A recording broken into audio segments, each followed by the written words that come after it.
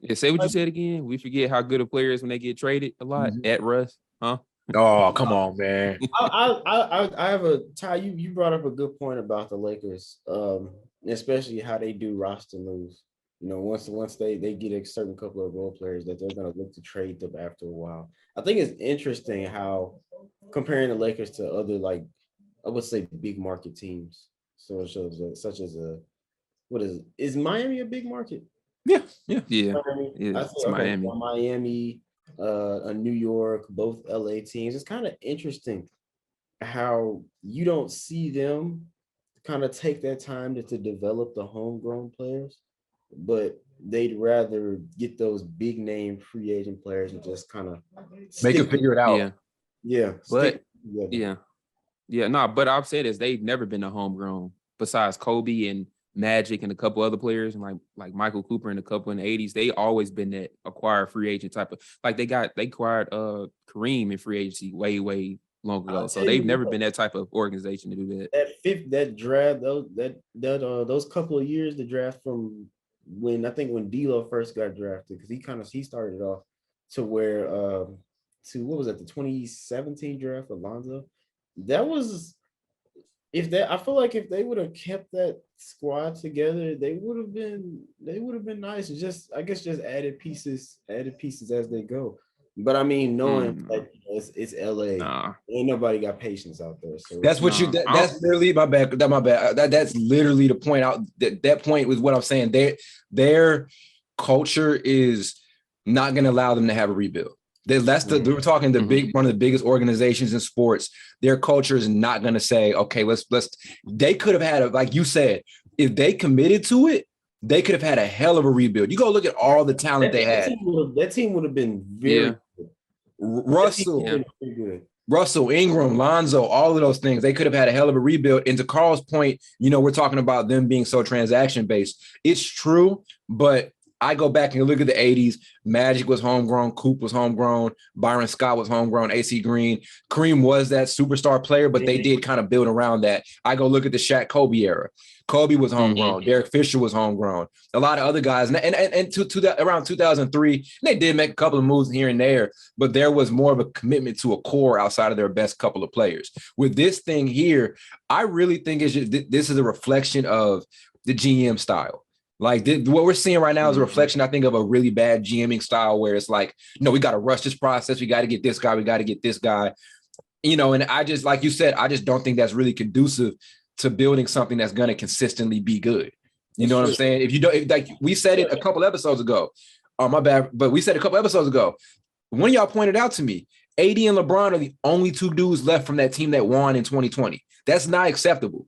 So it's that tells me about their bad GM culture, in my opinion. Just trying to buy everything instead of committing to development. They had it at first, but I'll say this. I feel like the Lakers are the only team in a team of how many teams? 32 teams. Mm-hmm. They're the only team in the league that the year after winning the championship, they have a completely different roster. Horrible. And it's just like what's the point? Like, why? Well, you have something that works. Why would you go and change it? It doesn't make sense to me. Only thing I can think about is 98 Bulls, and that was another what the fuck. That was another why. Right? You know what I'm saying? Just like you said, GM and style. Boom. It's egos. It's egos. Yep. It's all egos. That's what a lot of this stuff we don't realize is going on behind the scenes as far as like, especially with business with like the NBA and NFL and other type of leagues, it's egos. Yeah. If somebody don't like somebody that's playing for their squad or their team, they go blow the team up. Cause like I remember Jeannie Buss or whatever saying, now when was this? I think it was when they tried to trade Shaq in like 2004 or whatever, or 2005, whenever they traded him. Her dad told Phil Jackson, oh yeah, you're not coming back next year either. I'm going to trade Shaq and I'm going to get rid of you. So that just shows this is like ego. So some people just don't like people and they blow stuff up when they don't like you. I guess an ego, and then just sticking to, man, if they would have stuck to it, they had to. Blake said it, man. They're just so, the Lakers have this culture where and I can't get mad at them, but they have this culture where it's always, we got to win now. We got to win now. If there's sometimes at some point you got to break that a little bit if it's going to be a rebuild. And I know, looking in hindsight, you did ultimately end up getting LeBron James and AD. That you did ultimately end up having to top 10 at that point, 2 top 5 players in the NBA when they first got AD. You did end up getting that, but at the same time, this whole if it doesn't work a couple months in, we got to break everybody off besides our 2 best players. That's whack as hell to me, and I think that's why they just haven't. We can talk about injuries being an issue. There's also a lack of chemistry. When I see Frank Vogel hasn't been able to build a consistent offensive style over the last couple of years. After winning that championship, that's because of a lack of consistency with roster, guys not knowing how to work with each other. Prime example last year, you know what I mean? So if you don't have something solid around your best 2, right, that can be what it is. But if you don't have something solid around your best 2, shit's just not going to work. And I think that's what's happening with him now. So hopefully they can make it work this season, and they have tools, but it's going to come down to a lot of different things. Great point. I think this is the worst roster they've had since LeBron. No, I think this is the worst roster they've had since LeBron has been there. Think so? I think so. I think this is a bit worse than that 18-19 roster. And that 18-19 roster was bad. Yeah. That was kind of like their purgatory season. Like he got there and then, he knew they were going to go get something. But this one is weird because just a weird mix. It's just a really, really strange mix. You know what I mean? I don't really. Hopefully it can work, but it's a strange mix. And with the new head coach who's never had coached before. That's true. Darvin Ham and his name, Darvin. Darvin, we're gonna play defense, Ham. That shit, when he said, we're gonna play defense this year, it's like, you better, bro. But that's what I'm saying. But literally everything depends, their success depends on Anthony Davis's health. That's it. Facts. If he's not healthy, we might not make the playoff. I'm be honest. Yeah. I don't see that happening. I don't see that happening again. I don't see that happen again. Because to be honest with you, I think LeBron missed 25 games himself or 30 games last year. Like 20. I think 20 or 25. But if Anthony Davis not healthy, I guarantee you this, we're not going where we should be going. Yeah. So, yeah. Russ better. There's one thing about Russ. Russ better have good games when other superstars there and not show out when they not there. You better learn how to play with them. You know what I'm gonna say. I really, in reality, I just don't think him and LeBron are a great fit together. I just really don't. They're not. They're definitely not. LeBron's got to play with a point guard. Only time will LeBron play with another superstar that couldn't stretch the floor was Wade, but then Wade was willing to be just a facilitator. You still got his 20. Also, Wade was a much better shooter than Russ, but on top of that, Russ you have to put Russ around a pick and roll guy and 3 other shooters, right? That's 5 guys, right? Pick and roll 1, 2. Yeah, that's that. You got to put, but you got to put Russ with 3 other shooters and a pick and roll guy. It's not going to work. It's just really, I just don't think he fits here. And Blake was the first to say it when they went and got him. This just isn't the best. It looked sexy on paper, but this just isn't the best fucking fit. So, very interesting way to describe it. Nice word you use right there. Yeah, that's something Blake would say. To be honest with you, you taking something out, I kind of view where Russ is now in his career. I kind of view how Rondo used to be when he really couldn't shoot early in his career, but he can obviously he can run a team and everything like that and facilitate. So he definitely, LeBron definitely doesn't fit with a player like this at this stage of his career. Because like you said, LeBron, especially now, he needs another superstar that can shoot to kick the ball out to. Even with Wade wasn't shooting threes like that, but he could shoot a mid-range jumper, obviously, because he can shoot. Yeah. So, and also I saw the new little shooting style, the new shooting form that Russ got a new shooting form. It looked like a little kid shooting form, but hey, if it go in, I don't care. But we'll see if it lasts, because honestly, it looked way better than the other one. Yeah. It took him long enough. First of all, he shouldn't have been shooting like the other way. I guess he was getting away with it though because of he was more athletic probably 5 or 6 years ago. So that actually had a lot to do with him making a jump shot. Now that he's had some knee injuries and everything, that I guess that's why his shot has kind of stopped falling. I guess. I don't know. Also, it was a pull-up jumper form. I think Russ's thing now is I got to be able to come and shoot off the catch. So I think the form he had before wasn't really conducive to doing that. The form he had before that, because when he used to come down full speed and then just stop.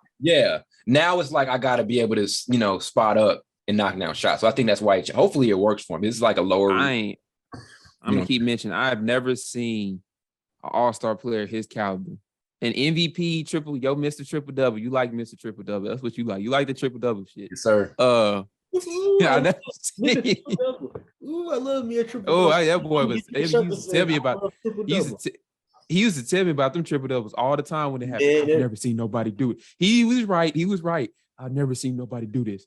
Y'all need to start giving him his credit because give him his credit, man. It's hard to do. I got a thing for triple doubles.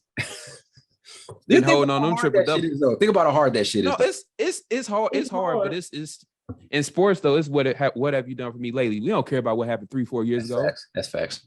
That's with everybody. That's with LeBron. That's with KD. Because what did KD do in the playoffs? What he was talking about, he played bad. So we go talk about it, but until he played good or whatever. But damn, I forgot my point now. I was talking too much.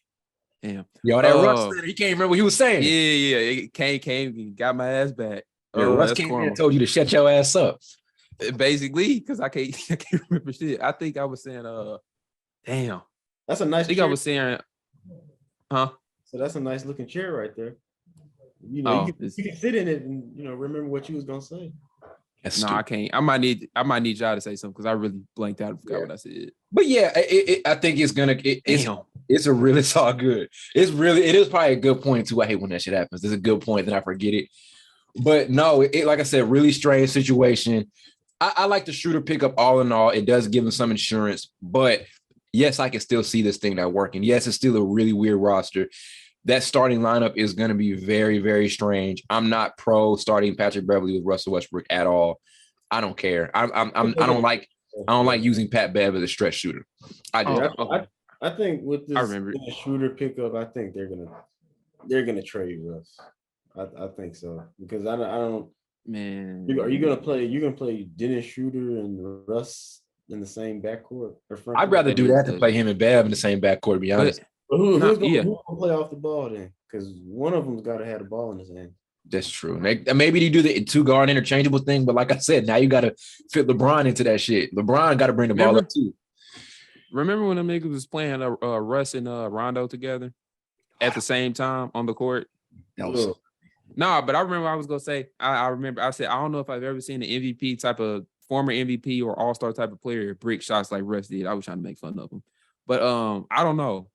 Like that's like I've seen him because I'm not saying he was a great shooter. We all know he was never a great shooter, but he was decent. You have to respect it. Yeah. I think it was, I don't think it was just him missing those shots. I don't think it had to do with him not being able to shoot. I think it was just like the Laker fans not making it any better, like discouraging them not to shoot. Anytime you had a home in your home arena and you get the ball on 3-point line, they say, no. Cold game. That's not good. Definitely not good. But but I can't see him. Even if they want to trade him, Blake, they're not doing it. They can't. Nobody's gonna take that contract. It's $45 million. So who's stupid enough to take that? There's some idiots out there that's gonna take it. But they would have took it now. They would have took it now if they were gonna take it. I'll say this. How many? He's got 1 year left on his deal, doesn't he? Yeah, I think maybe one or two. One. Yeah. If you can't find nobody to trade him, they already said they're not gonna release him because that's a lot of money down the drain if you do. If you can't find nobody to trade him, man, that might be worth it. I mean, you might as well just try and rough it out for one more season, bro.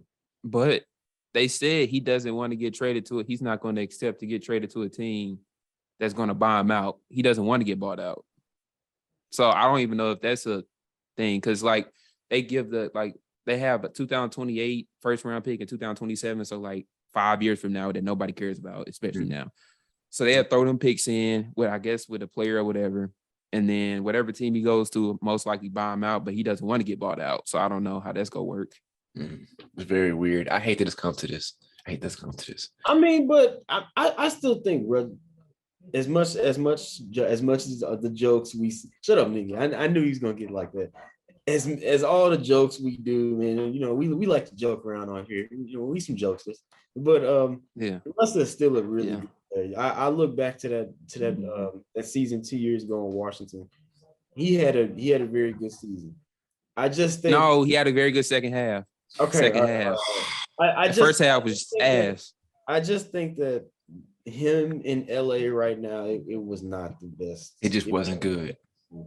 It's not, and it happens sometimes. It's just not a good fit. Yeah. But yes, it's just not a good Carl don't give a damn about anything. Carl's still like, I don't give a fuck. He does not care. Talking about he had a whole season, good season for the Wizards. It was a second half. I remember it too, because that's all Ty used to talk about. Carl just, you know how Carl is. Carl just love hating. But he's Carl, right. Don't flip it on me. You be hating on me too. I mean, hating on him. But he's right. People. My bad. But you're right. People are literally acting like, here we go again. People are literally acting like, I've been on so many Westbrook rants. People are literally acting like we're like so far. We're so far gone from like this really dope ass version of Russell Westbrook. It's just not true.